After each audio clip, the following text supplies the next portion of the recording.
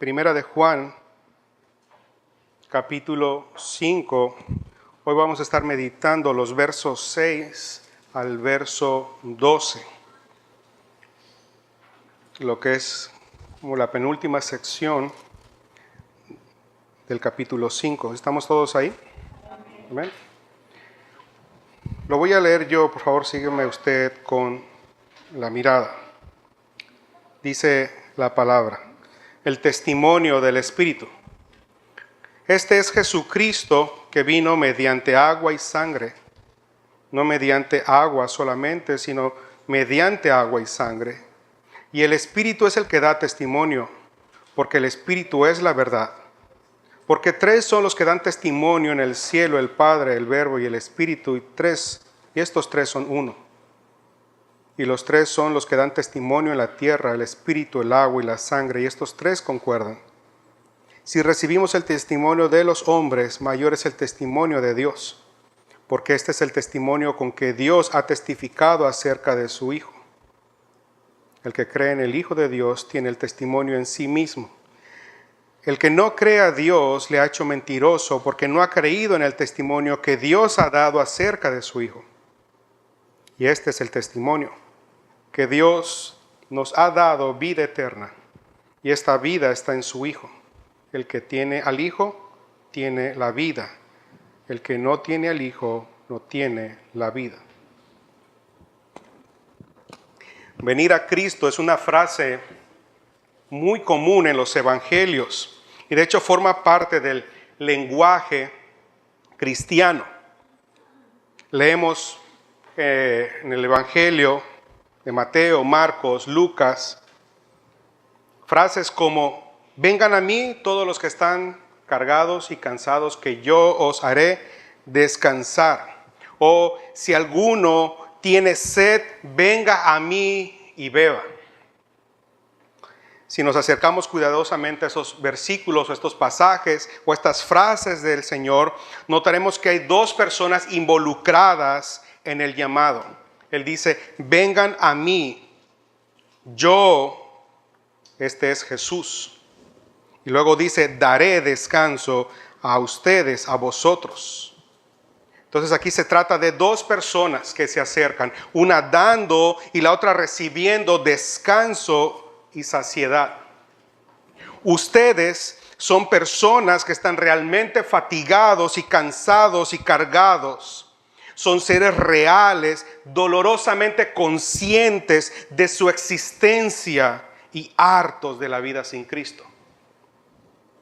Son ustedes quienes deben ir a otro ser que es tan real como nosotros mismos. Uno que es tan humano como todo ser viviente, pero sublimemente divino. Él es quien dice a ustedes: venid a mí y yo os haré descansar.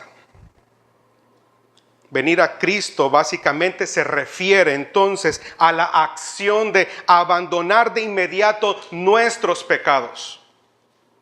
Se refiere a la acción de abandonar inmediatamente todo tipo de autojusticia.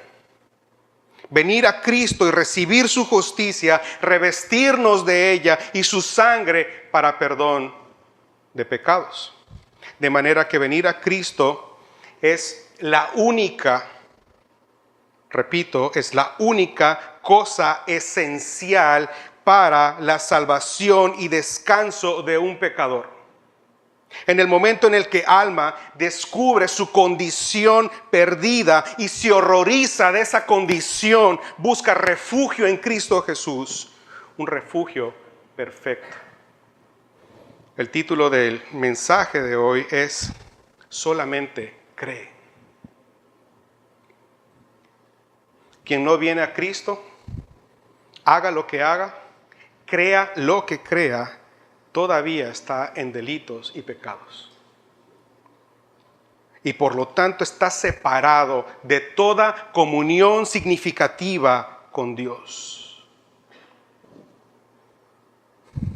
Charles Spurgeon decía lo siguiente: donde no existe venir a Cristo, donde no hay una señal verdadera de una nueva vida, donde no hay vida nueva, el alma está muerta en delitos y pecados, y estando muerta no puede entrar en el reino de los cielos, no tiene vida eterna.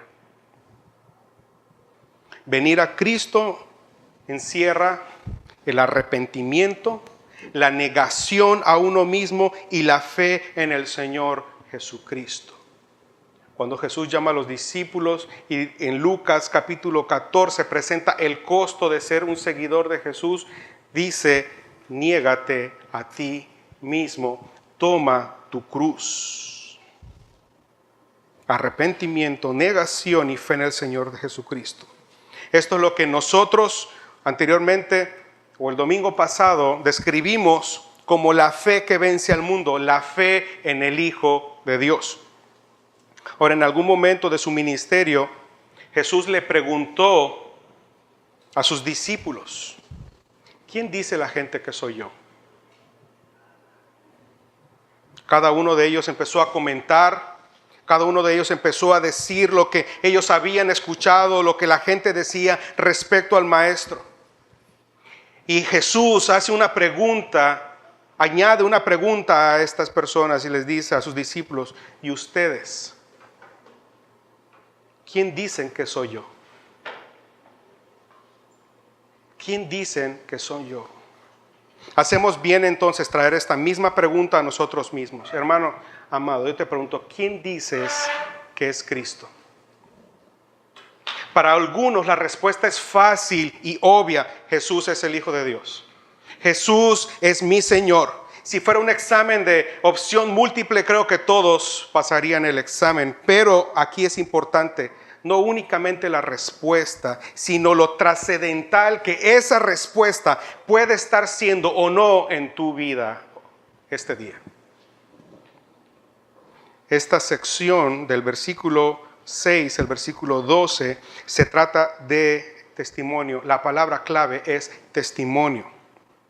Esta sección se refiere al testimonio del Padre en cuanto a la deidad y autoridad de Jesucristo. Si usted me puede acompañar, por favor, a Juan capítulo 5. Por favor, Juan capítulo 5, del verso 30 al 37. Cuando esté ahí me dice amén, por favor. Dice Jesús: yo no puedo hacer nada por mi propia cuenta. Juzgo según el Padre me ordena, y mi juicio es justo, pues no trato de hacer mi voluntad, sino la voluntad del Padre que me ha enviado. Dice Jesús: si yo diera testimonio a favor mío, mi testimonio no valdrá como prueba. Pero hay otro que da testimonio a favor mío, y me consta que su testimonio sí vale como prueba. Dice Jesús: pero yo no dependo del testimonio de ningún hombre. Verso 36. Pero tengo a mi favor un testimonio más valioso que el de Juan. Lo que yo hago, que es lo que el Padre me encargó que hiciera, comprueba que de veras el Padre me ha enviado.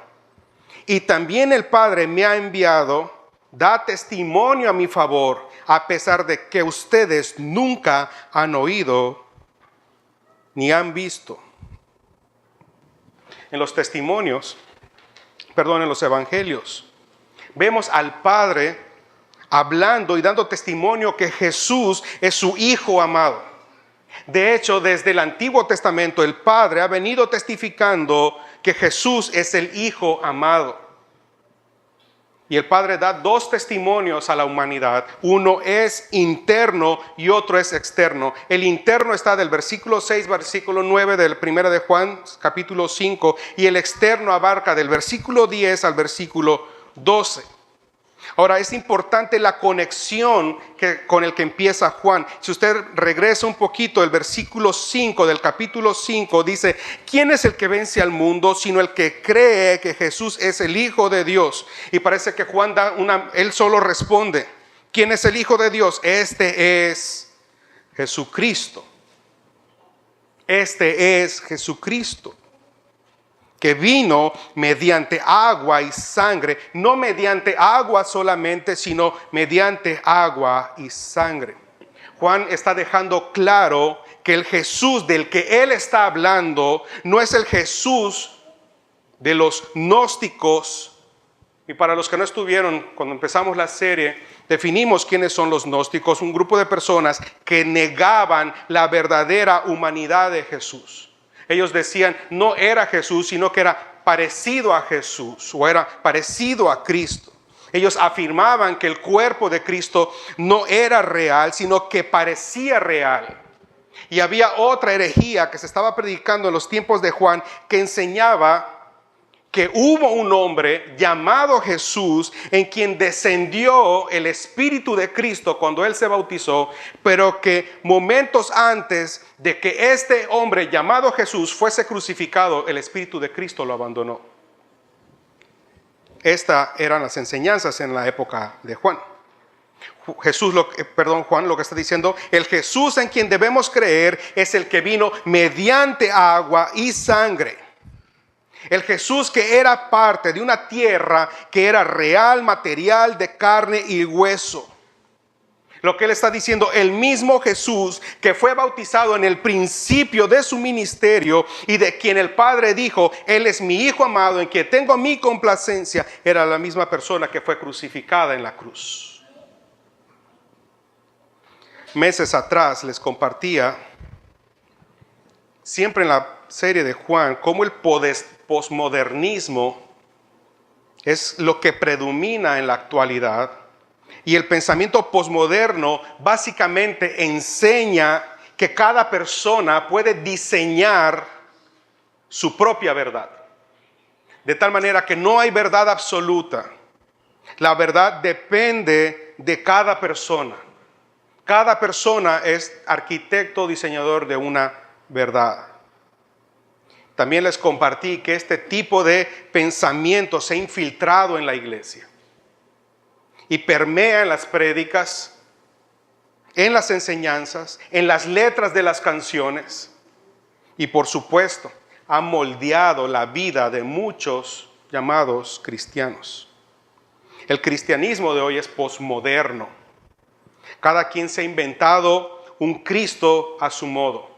Cada quien se ha inventado un Cristo de acuerdo a su conveniencia. Hoy en día, como en los días de nuestro Señor Jesús, si queremos diferenciar quién es verdadero cristiano, la pregunta clave sería, ¿quién dices que es Cristo? Mientras el Jesús bíblico es Dios encarnado, el Jesús posmoderno es un hombre que viene a promover el despertar espiritual. Mientras el Jesús bíblico advirtió acerca del pecado, del juicio y del infierno como nadie más lo ha hecho, el Jesús posmoderno no dice nada que sea negativo.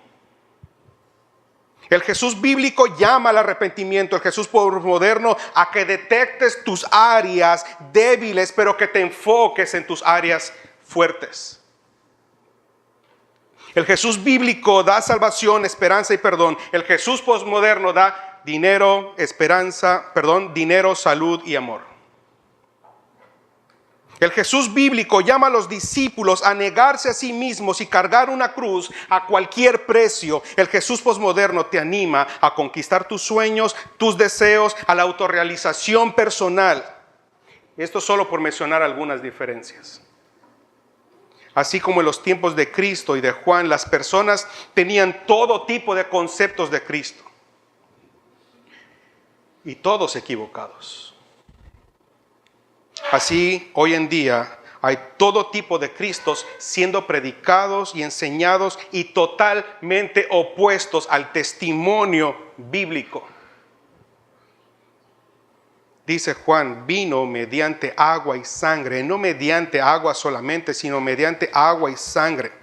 ¿Qué es lo que está diciendo? El agua y la sangre constituyen testimonios externos y objetivos de quién es Jesucristo. El agua corresponde al bautizo de Jesús o al bautismo de Jesús y la sangre a su muerte. Cuando Jesús fue bautizado, no fue por arrepentimiento de sus pecados, porque él no tenía pecado, sino que él quería hacer es identificarse completamente con la humanidad pecaminosa. Cuando Él vino mediante el agua, estaba diciendo: yo soy uno de ustedes. Y no solo eso. Efesios dice, y Filipenses, que venía en condición de siervo, venía en condición de esclavo de Dios. Por lo que las palabras que el Padre declara desde el cielo y el Espíritu Santo descendiendo en forma de paloma en su bautismo confirmaba que era el Cristo. Déjenme leerle lo que dice Isaías 42:1. El Padre está hablando a Isaías y le da una revelación acerca del siervo. Dice: he aquí mi siervo, yo le sostendré. Mi escogido, dice, en quien mi alma tiene contentamiento. Las mismas palabras que dice en el bautizo. Y dice: y he puesto sobre él mi espíritu. De tal manera que el bautizo de Jesús testifica estas palabras de Isaías 42:1. Pero Juan insistió que Jesús no solo vino mediante el agua, sino mediante la sangre, mediante la cruz. Lo que está Juan diciendo es que Él seguía siendo el Hijo de Dios en la cruz, tanto como lo fue cuando el Padre declaró: Él es mi Hijo amado, en quien tengo mi complacencia. Déjeme darle el testimonio de la cruz o de la sangre. Vaya a Isaías 53, por favor. Isaías 53, versos 4 al 11.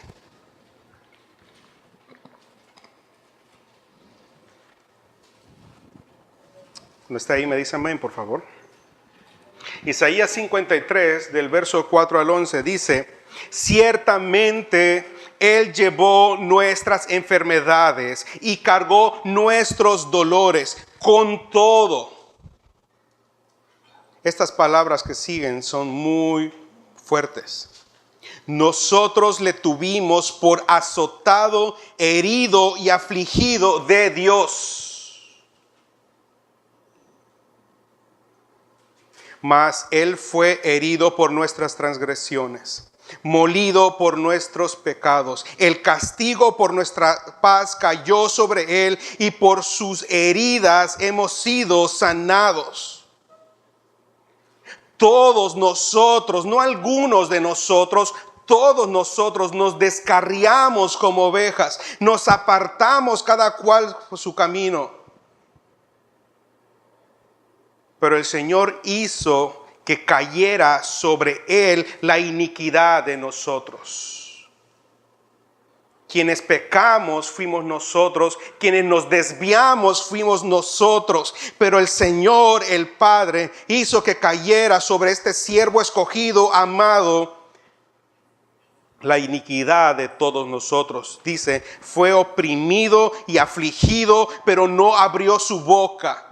Como cordero que es llevado al matadero, y como oveja que ante sus trasquiladores permanece muda, no abrió Él su boca. Es interesante lo que sigue. Aunque no había hecho violencia, ni había engaño en su boca. Si quiere, subraye lo que sigue. Pero quiso el Señor quebrantarle, sometiéndole a padecimiento. El Señor quiso quebrantarle, sometiéndole a padecimiento. Cuando Él se entregue a sí mismo como ofrenda de expiación, verá a su descendencia, prolongará sus días, y la voluntad del Señor en su mano prosperará. Escuche lo que dice después: debido a la angustia de su alma, del siervo, Él, el Padre, lo verá y quedará satisfecho. Por su conocimiento el justo, mi siervo, justificará a muchos y cargará las iniquidades de ellos. Note que el Padre es el que revela que Él mismo ha dispuesto un siervo Un escogido que le complace, una oveja que satisface todos sus requerimientos de perfección, de pureza, de santidad, como sacrificio por los pecados.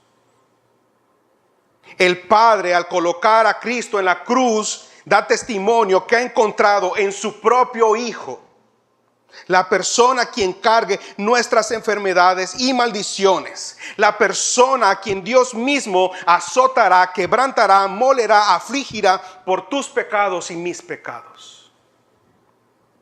Quien reciba el castigo que ponga fin a la enemistad entre Dios y el hombre.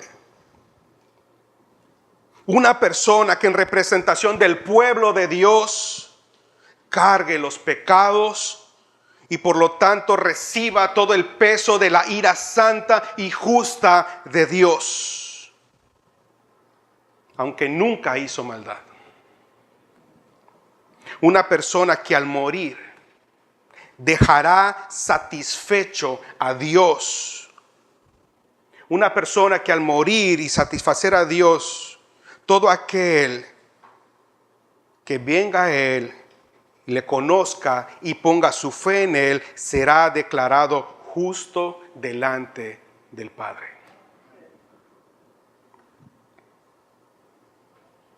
Al poner a Cristo en las aguas y después a colocarlo en la cruz, el Padre testifica que Jesús es el prometido. Y todo aquel que pone su fe en Cristo, que rinde su vida a Cristo y persevera, es un vencedor y está unido al Padre. Cuando nosotros vamos a las aguas del bautizo y cuando tomamos la Santa Comunión, nosotros testificamos lo que dice Romanos 6:4 al 11. Hemos sido sepultados con Él por medio del bautismo para muerte, a fin de que como Cristo resucitó de entre los muertos por la gloria del Padre, así también nosotros andemos en vida nueva. Que hemos sido unidos a Él en semejante a su muerte y que ciertamente lo seremos en la semejanza de su resurrección, sabiendo esto, que nuestro viejo hombre fue crucificado con Él para que nuestro cuerpo de pecado sea destruido, a fin de que ya no seamos más esclavos del pecado, porque Él ha muerto al pecado, porque Él ha muerto y ha sido liberado del pecado. Y dice Pablo, y si hemos muerto con Cristo, creemos que también viviremos con Él, sabiendo que Cristo, habiendo resucitado de entre los muertos, no volverá a morir, ya la muerte no tiene dominio sobre Él. Porque en cuanto Él murió, murió al pecado una vez y para siempre. Pero en cuanto vive, vive para Dios. Así también nosotros estamos muertos al pecado, pero vivos para Dios en Cristo Jesús. Te vuelvo a preguntar, ¿quién dices que es Cristo? En la teoría es casi sencillo definir quién es. Lo importante, repito, es que si esa respuesta es trascendental el día de hoy en tu vida. Juntamente con quién dices que es Cristo, te tengo que preguntar, ¿has llegado al punto de no retorno en donde estás convencido de que sin Cristo no eres nada? ¿Has llegado al punto en que nada ni nadie te puede satisfacer? Que en nada ni nadie encuentras descanso y esperanza para tu alma. ¿Has llegado a ese punto? El punto en que dices, no me des riquezas, no me des fama, solo dame a Cristo, solo quiero a Cristo. Dice que el Espíritu es el que da testimonio, porque el Espíritu es la verdad, dice el versículo 6. Note que Juan ya no está hablando del testimonio apostólico o el testimonio de los apóstoles, como lo hizo en el capítulo 1, verso 14, y en el anterior capítulo, en el 4, verso 14, sino que ahora está hablando del testimonio de Dios por medio del Espíritu Santo. Ahora, puesto que el Espíritu de Dios no puede mentir, entonces el testimonio de Dios es veraz, es seguro, tal como Jesús lo dijo. Juan testifica de mí, Pero hay un testimonio más grande, más importante que el de Juan. ¿De quién está hablando? Del Espíritu Santo. Y dice, su testimonio es digno de confianza, pues Él es el Espíritu de verdad. Hermanos, tenemos tantas bendiciones espirituales, pero de nada nos servirían si no somos capaces de acceder a ellas. De nada te serviría si no eres capaz de acceder a ella. Y déjame decirte que la única manera de acceder a esas bendiciones espirituales es por medio de la fe en Cristo. Lo que estoy diciendo, por medio de un nuevo nacimiento. Y ese nuevo nacimiento no es producido por tus buenas obras. Ese nuevo nacimiento no es producido por lo bueno que tú te portes o por si vienes o no vienes al templo o lo que tú hagas, ni siquiera por tener una buena intención. Juan capítulo 3, versos 5 y 6, Jesús hablando dice, el que no naciere de agua y del Espíritu no puede entrar en el reino de Dios. Lo que es nacido de la carne, carne es. Lo que es nacido del Espíritu, Espíritu es. Ahora, cuando habla de agua, no se refiere literalmente a agua, sino a la necesidad de limpieza, a la necesidad de purificación. Está hablando de una renovación espiritual. Una renovación y una limpieza que solamente puede ser llevada a cabo por el Espíritu Santo. Tú no puedes lidiar con tu naturaleza pecaminosa por ti mismo. Es el Espíritu Santo. El Espíritu Santo es el que nos hace nacer. Los vencedores tienen un testimonio grabado en su corazón. Un sello que testifica que ha sido elegido, comprado y apartado por Dios. El sello del Espíritu Santo. Primera de Pedro, capítulo 1, verso 2. Escuche cómo se expresa Pedro de los vencedores. Primera de Pedro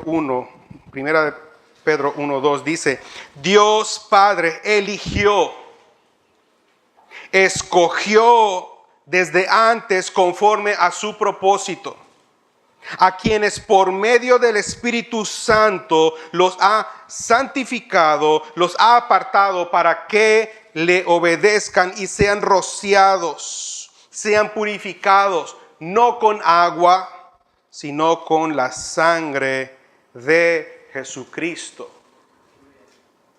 1 Corintios 6:11, Pablo dice, y ustedes recibieron el baño de purificación, fueron santificados y hechos justos en el nombre del Señor Jesucristo y por medio del Espíritu Santo. Nosotros en nada hemos contribuido. Yo no escogí ser hijo de Dios. Yo no vine a Dios porque yo quise. Él me llamó, Él me atrajo a sí mismo y me unió. Y para que esa unión nunca se rompa, lo selló con su Espíritu Santo. Quiero darle algunas nociones que la palabra, y posiblemente usted haya escuchado estos nombres del Espíritu Santo, pero quiero compartirle y usted pueda ampliar lo que ya sabe. Del Espíritu sabemos que Él es el Espíritu de adopción, dice la palabra de Dios. Porque testifica de la gracia y buena voluntad con la que Dios, después de habernos elegido en Cristo Jesús, nos ha adoptado, nos ha hecho sus hijos y tenemos la confianza de llamarle Padre. Tenemos la confianza de invocar su nombre. Tenemos consuelo, ánimo, misericordia, perdón. Por el Espíritu adopción, dice Efesios 1:14 y Romanos, dice que los que son nacidos por el Espíritu llaman al Padre Abba, Padre.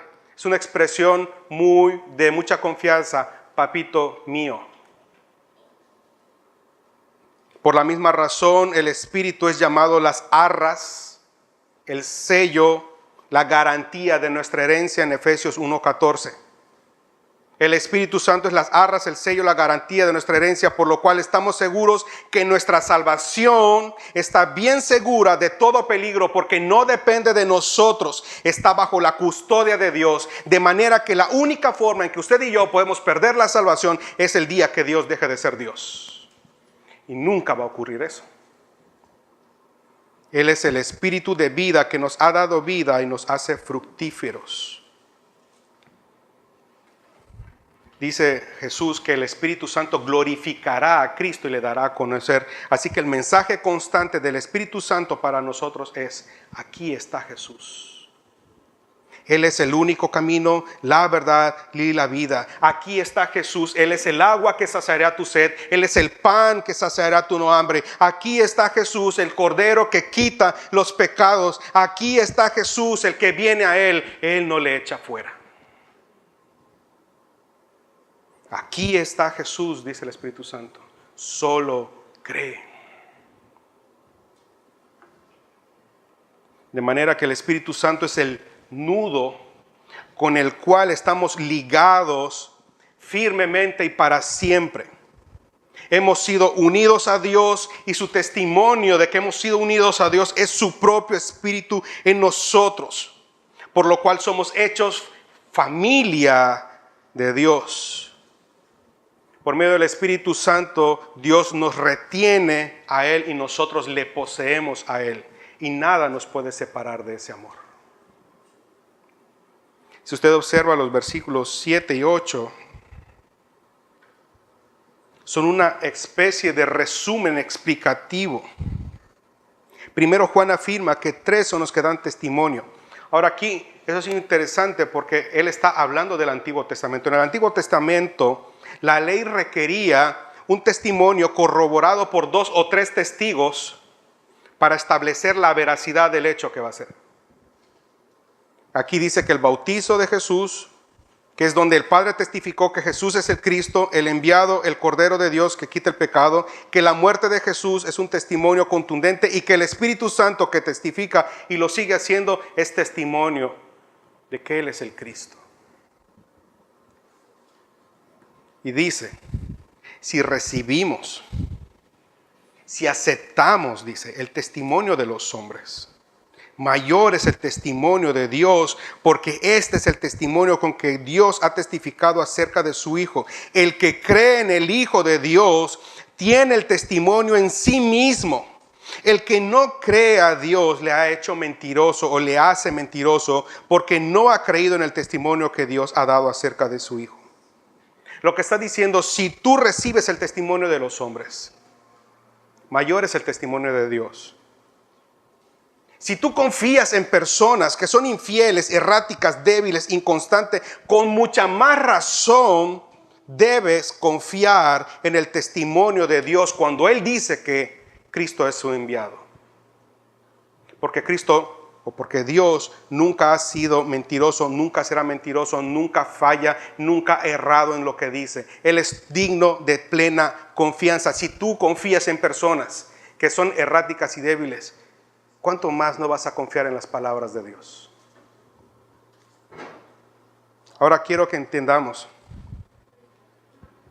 Dios no quiere que tengamos una fe ciega.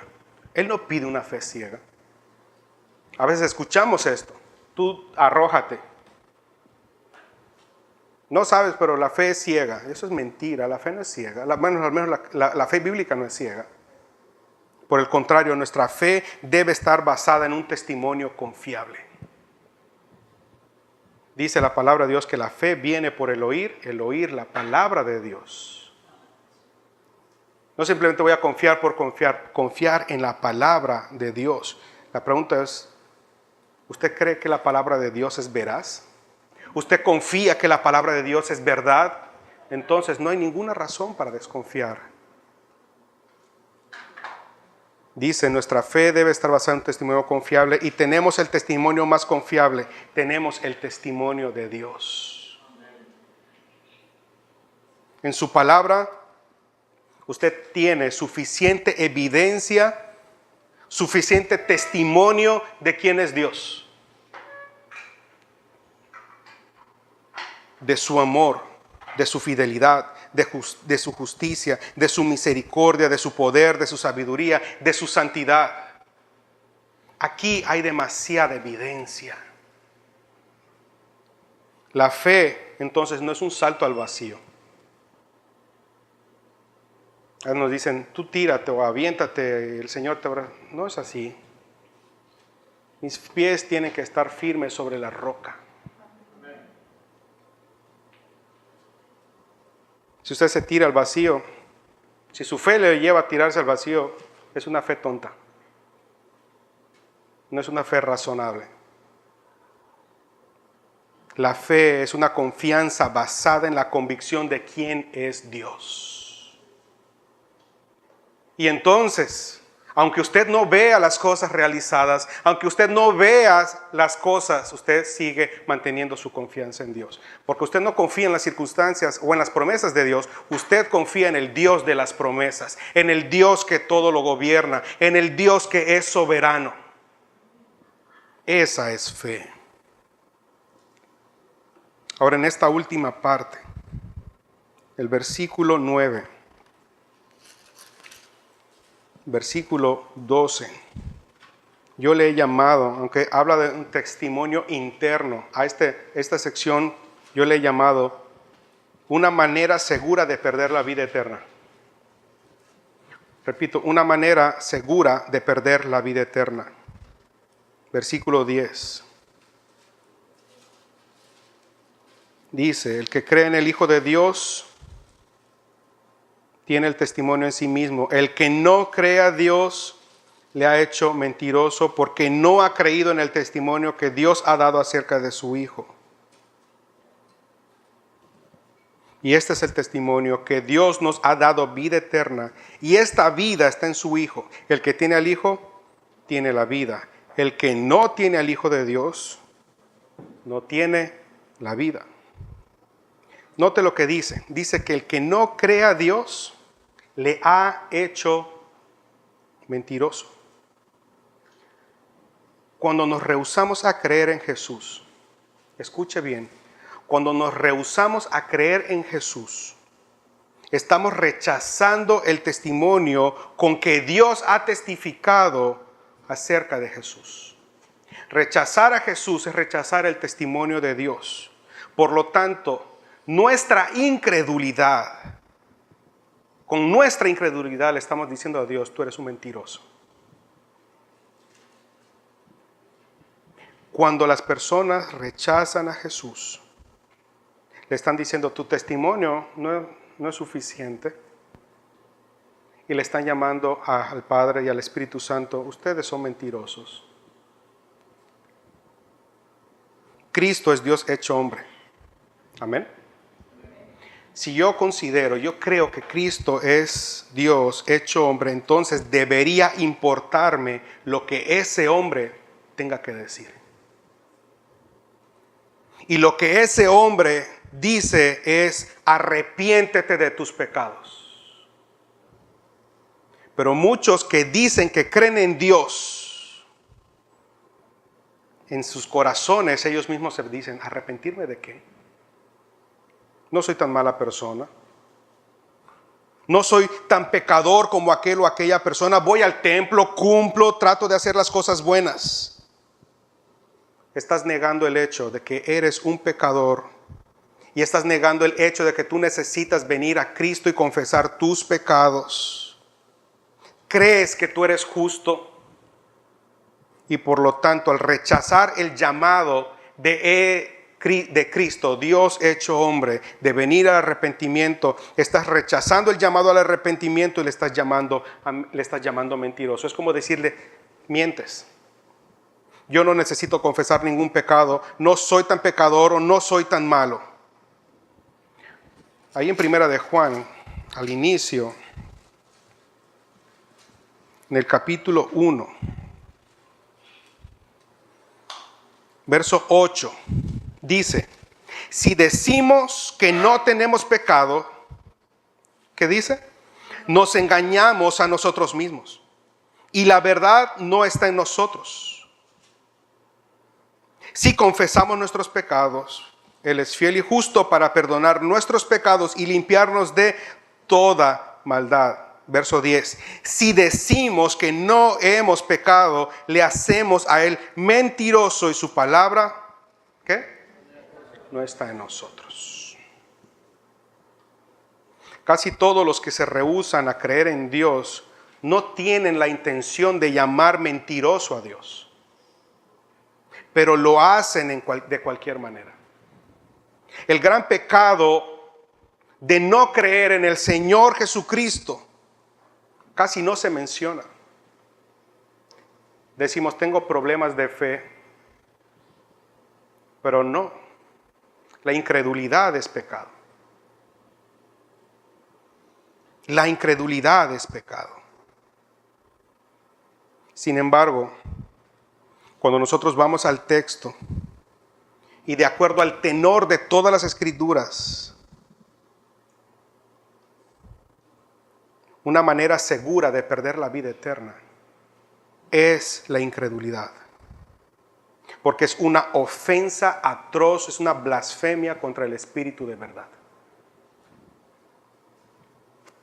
Alguien puede decir, bueno, es que yo estoy intentando creer. Te digo, solo estás empeorando las cosas cuando dices algo así.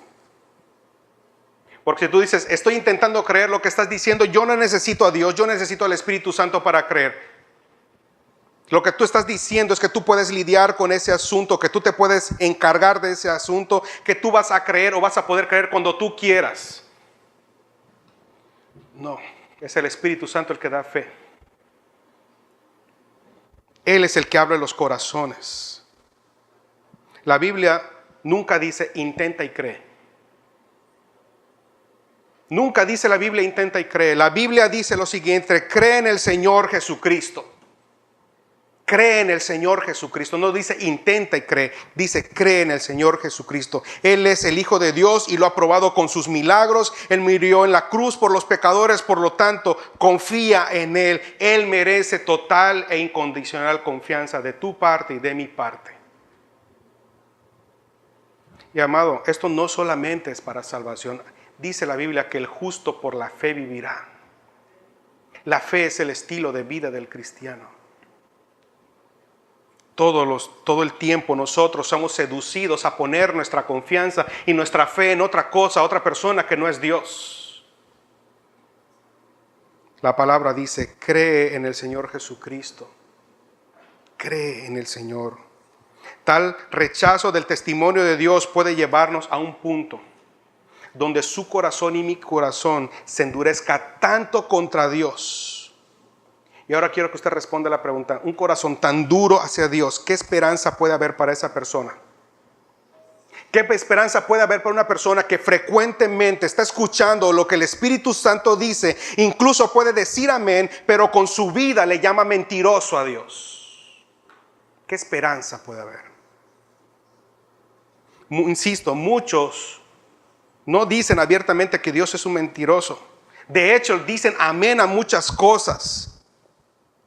Pueden llamarse cristianos o confesar la palabra de Dios, pero sus vidas gritan, Dios es mentiroso. Y la cuestión es, si para ti Dios es mentiroso, ¿por qué cargas una Biblia? ¿Por qué habrías de alabar su nombre? Si para ti es mentiroso, ¿por qué habrías de confiarle tus oraciones? Si para ti es mentiroso, ¿por qué le llamas Señor y no haces su voluntad? Y si no es mentiroso, ¿por qué no reconocer tus pecados, pedir perdón y misericordia y venir con un corazón contrito y humillado delante de Dios? Si no es mentiroso, ¿por qué no creer, confiar y descansar en Él?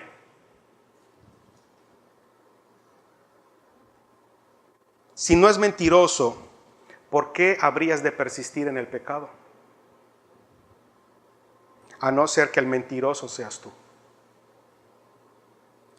Y aún andes y ames las tinieblas.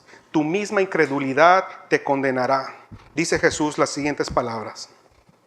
Y esta es la condenación, que la luz vino al mundo y los hombres amaron más las tinieblas que la luz, porque sus obras eran malas. Ahora dice Juan, este es el testimonio, que Dios nos ha dado vida eterna y esta vida está en el Hijo. El que tiene al Hijo tiene la vida, el que no tiene al Hijo de Dios no tiene la vida. Dice que el testimonio, Ahora veamos lo serio de este testimonio. Dice que Dios nos ha dado vida eterna. Yo creo que usted ha escuchado esta palabra una y otra vez, vida eterna. La pregunta, no sé si usted se ha preguntado, ¿qué es vida eterna? ¿Qué es vida eterna? Es parte del lenguaje del cristiano y usualmente solo la asociamos con el tiempo o el periodo de tiempo de estar en el cielo.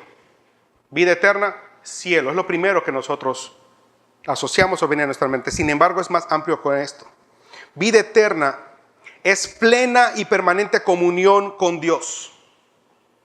Plena y permanente comunión con Dios. Dios creó al hombre para una comunión eterna. Dios creó al hombre para una comunión eterna. El propósito del hombre es glorificar a Dios y gozar de Dios para siempre. Para eso fuimos creados.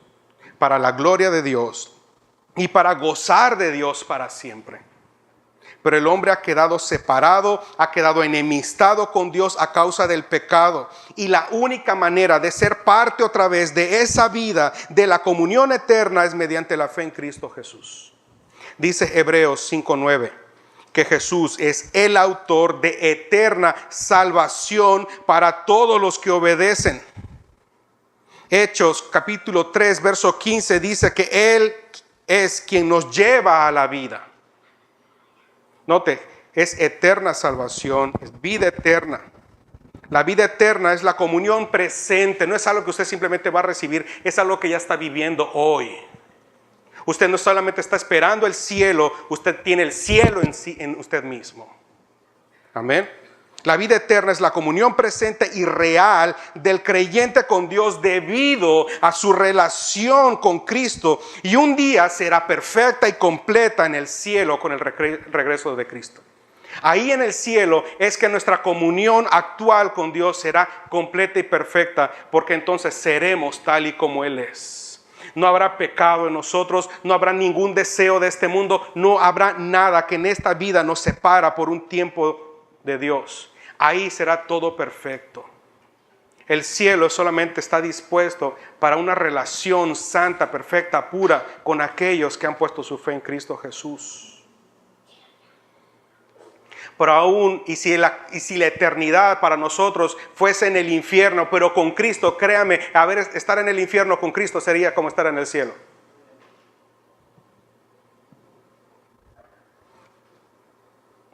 Dice la palabra de Dios que los que hayan muerto en Cristo resucitarán. Resucitarán a una comunión eterna. Los que están muertos, los que murieron en Cristo no están separados de Cristo. Van a resucitar para entrar a esa comunión eterna. Ellos están en descanso, aguardando el día en que ellos sean resucitados y sean unidos a esta comunión con Dios. Y dice la Biblia que los que hayamos quedado con vida, seremos unidos en las nubes con el Señor a esa comunión eterna. De manera que vida eterna no es algo que estamos esperando, es cómo vivimos hoy. Porque tiene implicaciones como la santidad y la justicia, la obediencia, la vida consagrada, es la vida de Cristo en nosotros. Ninguno que no esté viviendo en santidad y en obediencia va a entrar al reino de los cielos. Sin santidad nadie verá al Señor, dice la palabra. Es la vida de Cristo en nosotros. Dice, y esta vida está en su Hijo. Está en su Hijo, no está en usted, por usted mismo, no está en sus obras, no está en su obediencia. Está en Cristo. Este es el mensaje esencial de Dios para el hombre, que la vida eterna es un regalo de Dios. La vida eterna no es algo que tú te ganas, es un regalo de Dios.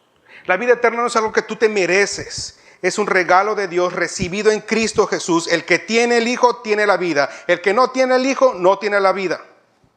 Todo tiene que ver con Cristo. Y vivir en Cristo es la evidencia de tener la vida eterna. Si yo vivo en Cristo, eso muestra que tengo vida eterna. Y tener vida eterna implica que yo vivo como Cristo. Es inútil esperar gloria eterna si no tenemos a Cristo en nuestro corazón.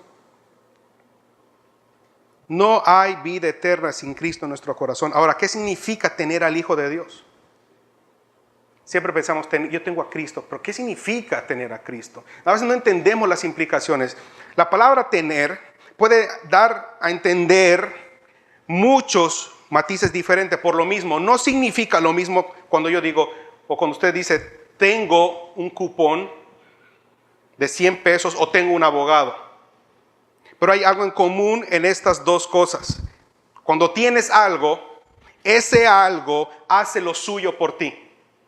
Es decir, si tienes un cupón de 100 pesos, ese cupón de 100 pesos va a pagar algo de 100 pesos para ti.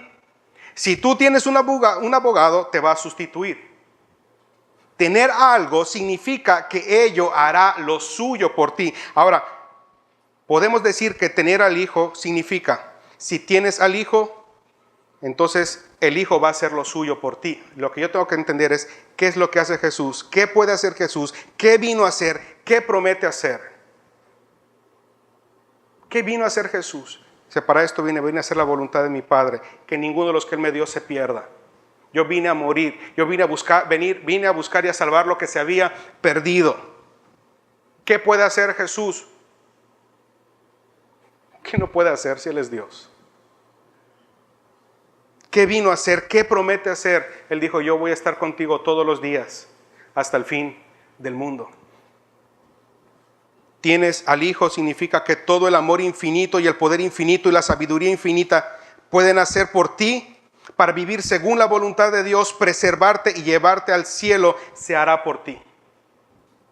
Significa que tienes la vida de Cristo fluyendo en ti. Significa que el poder del pecado ha perdido capacidad de someterte porque Cristo ha roto el poder del pecado. Significa que ya no estás más bajo el dominio del enemigo. Significa que tienes esperanza después de la muerte. Significa que el Hijo de Dios incluso tomará tus tribulaciones y las convertirá en bien. Significa que eres amado por el Padre. Significa que no hay más maldición. Significa que la guerra entre Dios y nosotros acabó. Tener a Cristo es tener todo lo que la vida de un Dios eterno y poderoso puede dar y hacer por el ser humano. La felicidad, la paz, la realización, el amor, el consuelo eterno solo son otorgados para aquel que viene a Cristo, a Jesús, reconociendo lo pobre y enfermo de su alma, lo miserable y necesitado de su economía espiritual, y que viene a Cristo respondiendo a su llamado, dejando todo tesoro mundano, dejando todo aquello que ha sido su ancla de fe en esta tierra. Si tener a Cristo es vida eterna, no tenerlo entonces es condenación eterna. Ninguno de los que ponen la fe en Cristo jamás experimentarán lo traumático y terrible que es caer bajo la ira de Dios. Nunca lo experimentarán. Pero los que oyen y rechazan, un día lo conocerán. Solo que ya no existirá ninguna oportunidad. Y los únicos responsables serán ellos mismos. ¿Cómo llegamos a tener al Hijo? La respuesta no es complicada, no es difícil de encontrar. Da título al mensaje. La única manera de tener al Hijo es creer y venir al Hijo. Eso es todo. Solo cree. Él te hace una oferta gratuita. Y si aceptas su oferta, confías en Él, Él va a hacer lo suyo por ti.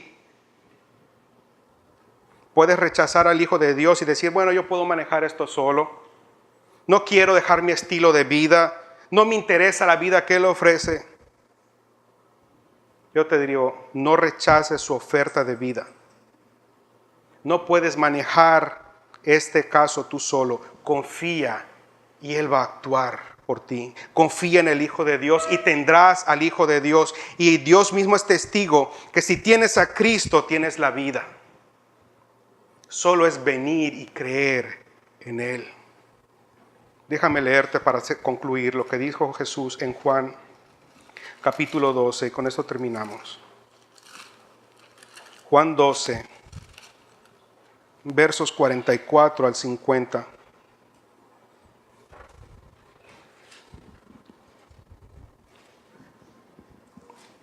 Dice el pasaje que Jesús clamó.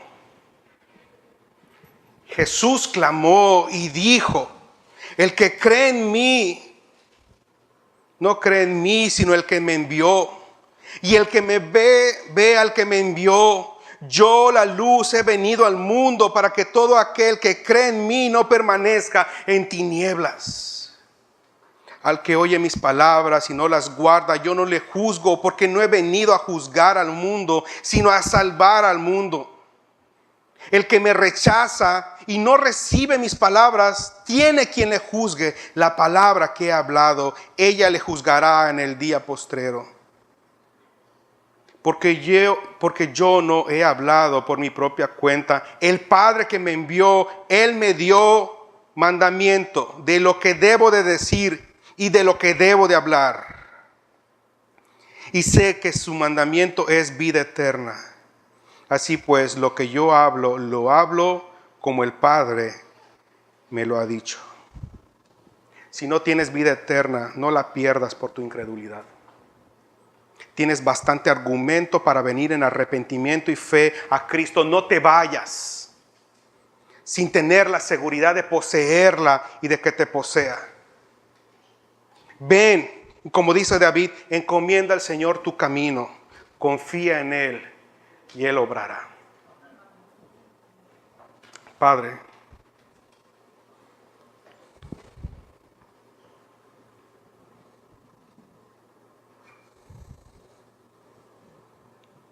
estamos en tus manos.